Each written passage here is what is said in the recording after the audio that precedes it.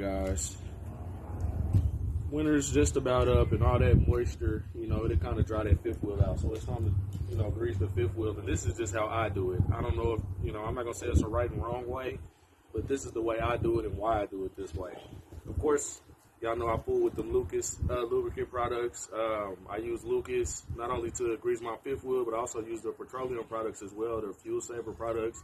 You can get these at any dealership and most truck stops. That good old Lucas brand. Anyways,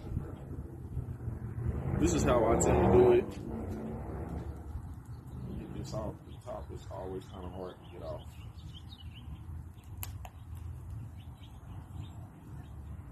But hang on.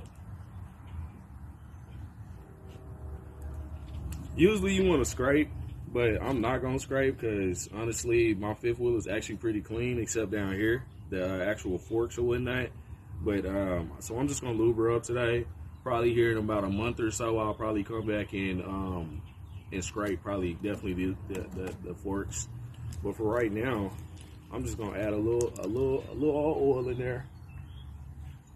Kind of get her ready for the spring because it's gonna be hotter. You don't want all that extra friction. So all I do is come across the top with a nice little solid bead. I come all the way around like so. And I always wear gloves because this shit gets everywhere and it's just ugh. And then I hit me a little bit at the bottom. I put me a nice little bead.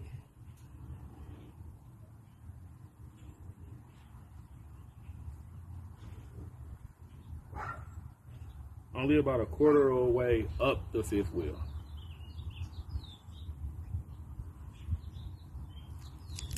So that's about as far as I'll go up the fifth wheel. I might add a little bit more in here, like in this area or whatever. Just a little, another little bead or so.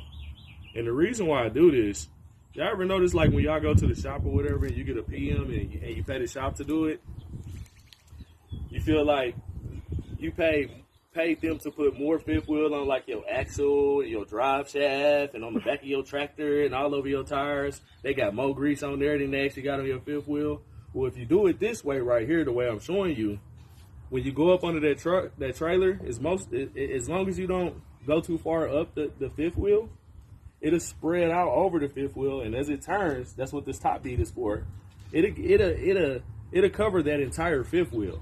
It'll cover the entire thing.